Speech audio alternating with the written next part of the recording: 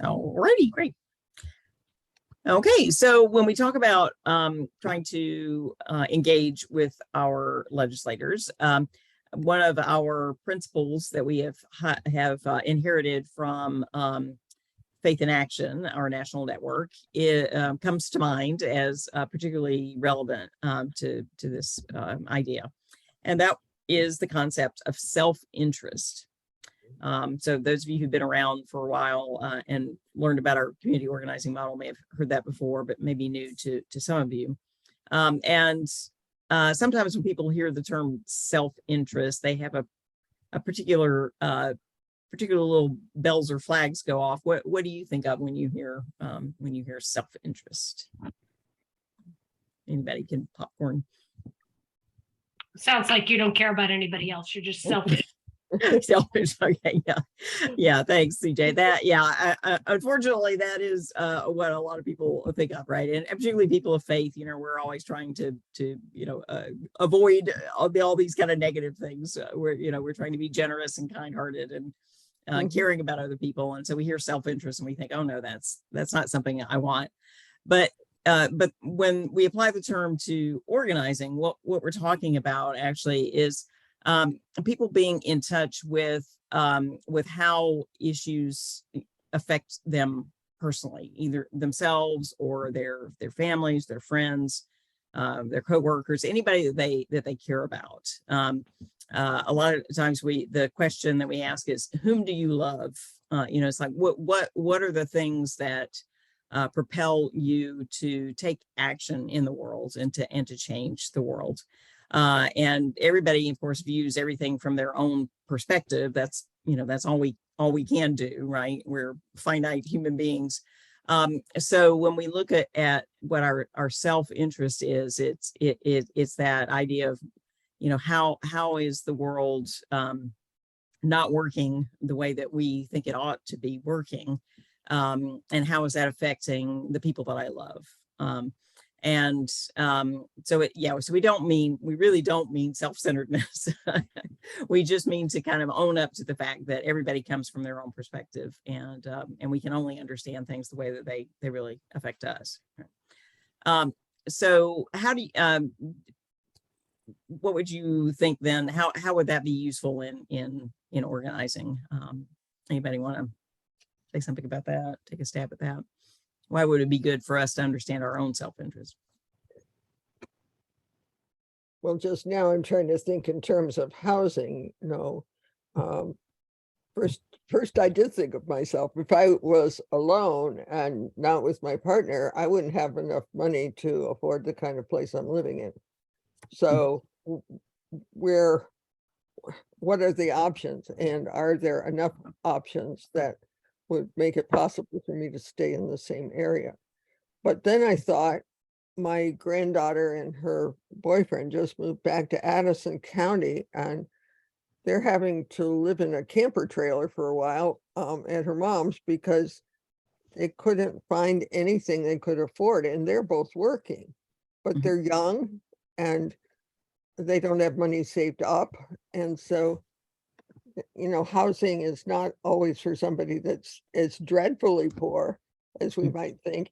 Also, there's another level of especially young people. So when you say, Debbie, that you think of somebody you love, I think, oh, geez, there ought to be more possibilities for Sadie and Nick. Yeah, absolutely. Yeah, thank you for sharing that, Marjorie. Yeah, that's exactly what we're talking about, and understanding this and this self-interest, kind of broadly defined, expanding out to our own family members and the people that we love. That's what really motivates us to do organizing work, right? That's where we reach out to other people and to try to see, is your self-interest the same as mine? And if it is, then we can form these organizing committees and we can move forward with the organizing work and really try to make change. So that's one aspect of the self-interest. Yeah, Walter, you have a question? Can you hear me? Yes. Yeah. I think it helps us. It helps a community and all of the persons who are part of a particular community to examine, what do we need? We've talked about housing, or is it the quality of the education for our children, the healthcare of our community, struggling, whether it's illness, addiction, and so on. It forces us to look at what do we, emphasis on the we need, I think is a big part of that. Mhm. Yeah, thank you, Walter. That's, yeah, definitely. Yes, because we have shared self-interests also, right? We're not just in a little vacuum. There are other people that have that same self-interest. So we can come together, and that's what makes us powerful in our organizing. So that's kind of one side of the equation. The other reason that self-interest is important in organizing is because the people that we're trying to persuade, the people who have authority, the decision makers, who can help us make the change that we want to see, they have self-interest also, right? And their self-interest might be different from ours, or it might be the same. There might be overlap, but it's really, it always makes sense. It's just logical or reasonable to try to figure out what that other person's self-interest is. It's also, I think, very much in keeping with our faith traditions, is that we try to understand the other person, right? Again, we're not just asserting our, what we want. We're also trying to understand the people that we're trying to persuade. And so, so that's why it's important to think about these legislators. They're in a particular kind of category or group in our society, and we should reflect a little bit on what is their self-interest. What are they trying to achieve? Why do they get themselves elected? Why do they run? Why, what are they trying to do? What do you think? What do you think their motivations are, their self-interest might be? And it's not just one thing, right? It's more than one thing. But what would you guess? Well, obviously re-election and Yeah, not getting kicked out. Right. Yeah. Thanks, Linda. That's absolutely, yes. I think, that's for many people. They seem to want to get reelected time after time after time. Right. So, But I think they want to get reelected because they feel like they, all the ones I talked to during the campaign season really felt like they had something to offer their community. Mhm. And they want to make sure that gets done. Yeah. Thank you. Yes. Yeah. And that's definitely the more altruistic way of looking at it. But they do. I think most people who get into public service are sincere in that, and they think they have something to contribute, and they want to do something to make their communities better. Yeah, definitely. Yeah. And then go ahead, Mark. I was just going to say, so finding out or revisiting what they said their interests were, if you're talking about your local people, ahead of time, and give you a chance to think about a starting place. Right. For Yeah. conversation. Yeah. Well, yes, and they're really kind of different ways you can sort of tap into the different self-interests that they might have. And I would say one other one that they might have is, some of them are more ambitious than others, right? And some of them are really trying to make their mark. They're already thinking about, running for higher office, or, I personally know Becca Balance, and I think she's terrific. So I don't mean this as a criticism. I think she really is very capable, very smart, highly motivated. But from the very beginning that she got elected, you could tell she was ambitious for higher office. And some not all the legislators are like that. Some of them are, and a lot of us don't succeed. But some aren't either. Some are just quite happy, kind of doing their bit in their local area. But definitely some people really want to make their mark. So that's another, you have to be aware of whether that's going on or not. Mhm. So I would say that there are different ways to tap into these different self-interests. So, for the folks that are, that we know that are very sincere, which is most of them, and they're trying to help people and they're trying to contribute, one of the things that we can do is share personal stories. So, you know, Marjorie, sharing that story about your, you know, your family and the housing, you know, if there are other things, if there are people that we know personally, or if there are people we know in our congregations, you know, sharing those stories, that appeals to the self-interest of legislators. If they're, you know, also interested in getting reelected, which we all know that they all are, we want to make sure that we reach out to the ones who are our representatives. So if you're a direct constituent of a legislator and you can vote for them, then you're going to get their attention. You know, you're appealing to their self-interest because, you know, you can vote, you can tell other people you know in their district whether to vote for them or not. So, you know, that's a direct link right there. If you know that they are, you know, particularly maybe ambitious or really trying to make their mark, sometimes if you talk about how that the issue that you're interested in is really big and important, and that they can, you know, it can kind of contribute to them making a name for themselves, and, you know, that's okay, that's good, you know, that's a good thing to do. And also their self-interest is to like perform well and to be respected by their colleagues. So you might appeal to their position on a particular committee. So that's why we, you know, if we want to influence housing, we're going to find the people who are on the committees that control housing, right? If we're interested in corrections reform, we're going to talk to the people who are on, you know, judiciary or corrections and institutions. So, you know, they want to know more about their particular issues, so they look good, but also because that's their interest and they want to, you know, address that. So, so that's kind of the way that I would sort of set things up and frame what we're trying to do. And then I'll pass it over to Melissa to talk a little bit more about kind of the practical nuts and bolts about engaging. Yeah, thanks, Debbie. So there's a couple of different ways, and we kind of already talked about it a bit earlier in our meeting, but I'm going to reiterate them now. So there are a couple of different ways that we can engage our legislators, right? We can do what we're doing in January, where we physically go to the State House and we interact with our legislators.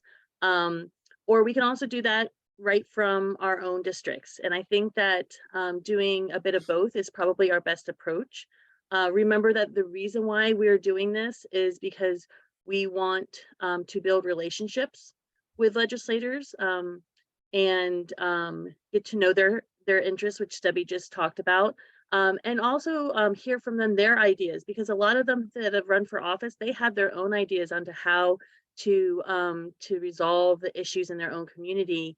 And you know, this is one of the ways that we can get to know what they're already thinking about and see if there's some overlap, or see if there's some maybe ideas that they've had for their communities that we haven't thought about. And so I want to go over how we can reach out and connect with our legislators in our own districts first.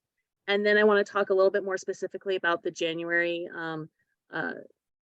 coffee hour that we will be hosting next month. So I have created a spreadsheet, and it's a work in progress because there's a lot of missing information. But it's a spreadsheet of all the legislators that will be in this next biennium. And it has email addresses. Most of them are campaign email addresses, unless they are a returning legislator. So I have those leg emails, but the other ones have not officially been created yet. And so you can reach out to them that way. There will be websites so that you can like review what they say their priorities are. Hopefully I'll be able to get some phone numbers in there, but you can use that sheet to prioritize who you think you might want to reach out to. If you need any help, feel free to reach out to Debbie, Mike, or myself to say, hey, I don't really know who would be the top priority. Should I reach out to a senator? Should I reach out to a representative? Should I do both? But that will be available to you. And like I said, there's multiple ways of reaching out to them. You can start with an email. If you find them on Facebook, you could try to send a message on Facebook or another social media platform like Instagram. You can, or Twitter, you can call them. You can call and leave a, like once the session starts, you can call the Statehouse and leave a message for them with the Sergeant at Arms. You know, there's several different ways that you can reach out to them. And if you need some help reaching out to legislators, again, feel free to reach out to Debbie, Mike, or I. And the reason why we're doing this, once again, is to build that relationship, for them to know who we are as Vermont Interfaith Action, for them to know the issues that that are us and the folks that we love, our communities, care about, and to give a chance to share why we are working on these issues and hear from them their ideas, their thoughts, and kind of get a sense, where do they stand? Are they someone who we feel like, hey, when we are talking about this housing work that we're wanting to do, are they going to support? Will they be a sponsor for the bill that we're wanting to push? Will they vote for it? Will they tell their colleagues about it? And so that's the idea of having those one-on-one conversations, or like a group conversation in your home district. Now, when we go to the Statehouse in January, as we were explaining before, we're going to be up in the cafeteria area, and folks will be coming through that area for various reasons. They may be heading to speak with the Speaker of the House, or one of, I think House Majority is over in that area too, the House Majority Leader or the Whip. They may be just coming in for coffee and breakfast in the cafeteria. Then they may see us and be like, oh, I can get some free coffee and bagels. Why am I going to pay for this? And they'll come on over. And a lot of them are going to feel obligated to at least say hi to us, since we're providing. They know very well that if we're there and there's coffee and there's bagels and muffins, that our organization has supplied, that has paid for that. So they know you know, where this stuff is coming from. And most of them will at least say hi and want to talk to us. Now, we have to be the ones who initiate conversations though too. If we just think that they're going to come and talk to us, we're mistaken. And so we want to make sure that we will have the moral economy document that will be finished by then. We will have a housing like infographic that's going to be like a two-sided kind of a brochure type of a thing. And we'll also have a copy of the housing report. So a lot of times the best way of doing this is taking one of those pieces that you feel the most comfortable with and asking a legislator, just introducing yourself, asking them, you know, who do they represent, and say, do you have a few minutes for me to share some of the information that we're here to talk with you about today? And you can kind of go in, give like have probably about a 15-second spiel on what it is, and then just say, you know, hey, do you have any questions for us about housing, about our views on housing, about what we're thinking about? Do you have any questions on this moral economy document? Do you have any questions on corrections reform? You know, whatever that piece is, ask them if they have questions. Hear from them, let them speak. They will be more than happy to speak to you. And if you can have an exchange about it, that would be great. And if you can't, you can't. There are going to be some folks that are going to want to talk to us. There are going to be other folks that aren't. What would be helpful for us to know is who we have talked to. So once you've had that conversation and they've moved on, I'll make sure that I have some sticky notes or like some 3x5 cards. If we can just write down who we've talked to and any like information that you've gleaned from them, that would be helpful for us later once we want to start delving into these relationships a bit more and figuring out, okay, so do we need to speak to this person again on this topic? Are they going to be someone who's going to help us out? Or are they going to be someone who like we want to we don't want to get them riled up because they're just going to throw a monkey wrench in the whole thing?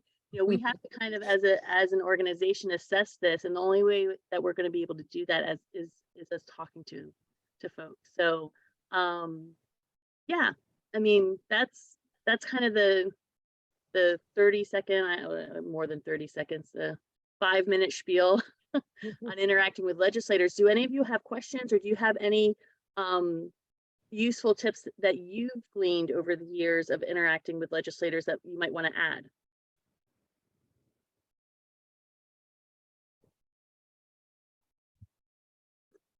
Do the legislators still have gatherings back in their home place, like a coffee and meet them kind of thing? Yeah, So A lot of them paying do. paying attention to when that is and trying to turn up at that if it's close by. Yeah, that would be helpful too. Some of them are doing them on Zoom more, just because well, folks have better. gotten so used to it, and it's a way for everyone to have access to it. But yeah, that's also useful. No, a Zoom meeting with them would be great, wouldn't it? Yeah. Well, and that's another thing too, like if you know, if you're wanting to get together a group from your congregation who are all in one district, like say you want to talk to your senators or something up in Chittenden County, Marjorie, and you want to get a group together, sometimes it's easier to get a group together on Zoom. Now, it's not always ideal because you can't always pick up on body language Sure. as well on Zoom. So, you know, we really are trying to move us more into to doing the organizing work in person. But we also know too that there are folks who are still immunocompromised and they don't Sure. necessarily want to have interaction with folks face to face. So, you know, if need be, we can always do like Zoom setups as well, or even just a phone call. I mean, sometimes phone calls are all that your legislator will have time for. You know, maybe when they're driving up to Montpelier or driving down to Montpelier, being on the phone call for half an hour, 45 minutes might be something that is doable, I guess, depending on where you're coming from the state, right? Any other questions or any other best practices or thoughts about interacting with legislators? Joan, do you want to add anything about the Clergy Day us actually being there at the Statehouse that I might have missed? Because I know that you were there the last time that we did this in 2020. And you were really good at engaging folks. So if there's anything I've missed that you might want to add. Yeah, well, I really enjoyed it. It was actually kind of a fun experience. And I think, what would I add? You know, I think it helps that, you know, legislators know that people want to talk to them, right? Like you don't really have to create some veneer of like, I want to talk to a legislator. Like they know, right? Like they know we're there to engage with them. And that for me felt like it gave me permission to be like, okay, like we know what the deal is here. Like we're here to have a conversation with these, you know, legislators. And so I really tried to approach it as like they have receptivity, plus, you know, they're coming for the donuts and the coffee or whatever it is. That's a good entree, right? Like to start up a conversation.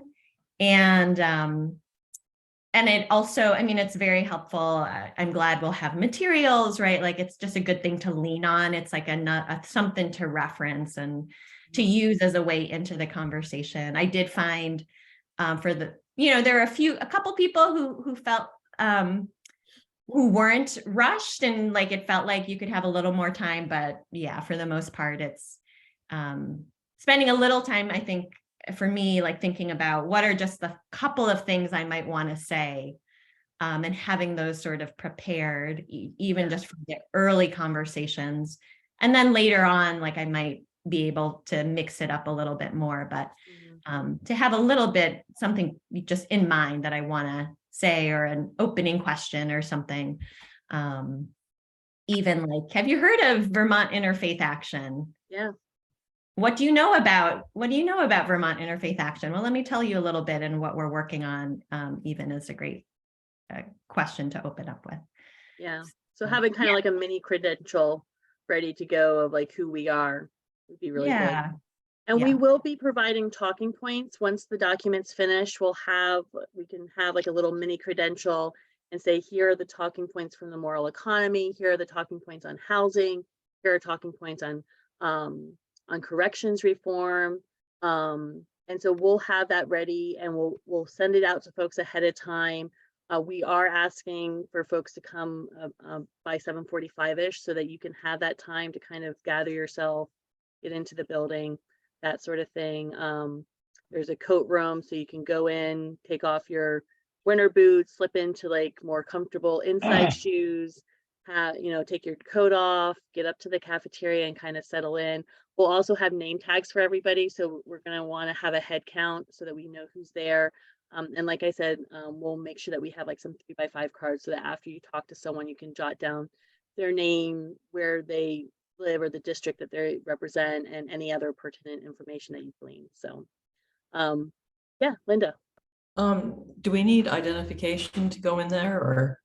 No, they won't let us bring in baked goods, but you could just walk right on in anytime you want, and you don't go through a metal detector. You don't have ID or anything. You can't wield a donut, but you can just walk. I can hide the Danish in my pocket. Yeah. Well, we're very fortunate too to have a sitting representative in our midst. So we wanted to give Mike Merwicki the final say here. And Mike, please tell us from your point of view as a legislator, what has worked well, and what do you respond to and your colleagues respond to from folks like VIA leaders? Uh-oh, we lost your sound. Mike, you're muted. Are you? Can you hear me now? Yeah. All right. That works. One of these days, I'm going to learn how to run this machine here. Yeah. Or maybe I'll have to wait till they're all AI.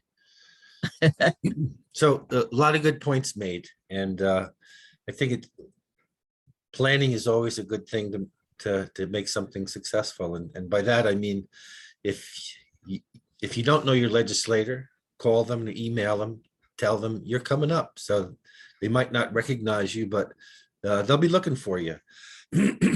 It's important, I think, to have an elevator speech ready, because you might only have a few seconds, and that's usually 20-25 seconds. What can you say in that amount? And if people don't know VIA, I would have that credential, such as we represent 16,000 people in 60 different faith communities around the state, and we're working together to help get things done. One of the things I would suggest is housing is a big, broad issue this year, much broader than what we're looking at. So people may have a different idea when you talk about housing. And I think specifically we're looking to advocate for the people without housing right now. I think that's our primary goal. And I mean, housing is a huge issue right now, connected to workforce, to our economic development. And it's one of the bigger pieces I think you're going to hear about is an emphasis on workforce housing this year. I mean, we're going to continue to make efforts to house the homeless, but it's a much wider picture than I think we're going to be looking at or trying to advocate for. So I think we need to be ready for that, and specifically that we're advocating for those without. And I feel like, again, whether it's a House member or a senator, if you don't know them, look them up and prepare for them to be ready for you. And then when you're there, I don't know if we're going to have a photographer there, but I think that would be a good idea, because I'm not so sure how many of us are very adept at selfies, or I think, as they called it on the Ted Lasso program over in England, they call them ussies. But I think it would be good for us to get pictures with our legislators, and they like them too. So it's a good way to say, hey, can I email this or this picture to you? Because a lot of times legislators on their Facebook or web page like to have pictures of them with constituents. So again, I'm not sure if we have plans to have somebody there just to take pictures for us, but I think that would be a good idea. And I'll pass it back to Debbie now. Great, thank you. Those are important tips. Appreciate that. Good ideas. Yeah. And then also I would just say, based on my experience, just as a former legislator, that it's also good to maybe ask them when you're engaging and trying to start a relationship with people, you might ask them what they prefer in terms of following up with them, because, you know, some legislators read their emails assiduously and they'll always reply to an email. Others ignore their emails, but they'll call you back if you phone them. You know, some have Facebook pages and they're adept at doing that. You know, talking to you through Facebook Messenger or something. Others can't do that. You know, so it's better usually to ask them, you know, what they prefer, because everybody's different, right? So great. Well, are there, I think we've tried to cover all the points, the kind of broader theoretical reason for why we do this, and how to go about it, and then also the very more practical ideas. But are there any questions or comments? I want to welcome also Lynn Boniek, who I couldn't hear exactly. So I know that on January 18th, it's this breakfast